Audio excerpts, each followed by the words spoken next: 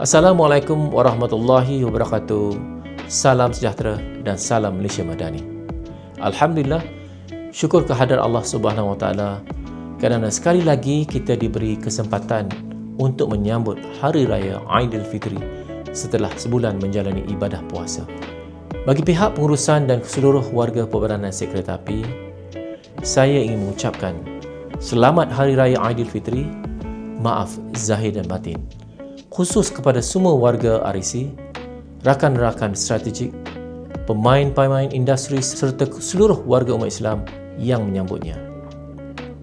REC akan terus komited dalam melaksanakan amanah sebagai pemegang aset rel negara sejajar dengan usaha berterusan kita untuk memastikan pembangunan, penyelenggaraan serta aspek komersial aset kereta api dapat menyokong kemajuan sektor pengangkutan rel negara.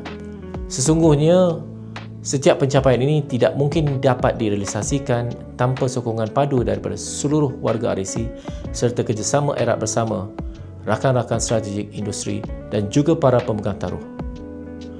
Justru, Aidilfitri ini sentiasa mengingatkan kita tentang nilai kebersamaan, keikhlasan dan saling menghargai. Dalam organisasi seperti REC, semangat inilah yang menjadi kekuatan kita, bekerjasama, saling menyokong dan bergerak seiring dalam melaksanakan amanah yang dipertanggungjawabkan kepada kita. Mengakhiri ucapan ini, saya ingin mengambil kesempatan untuk merakamkan setinggi-tinggi penghargaan kepada seluruh warga REC atas dedikasi dan komitmen yang telah diberikan sepanjang tahun.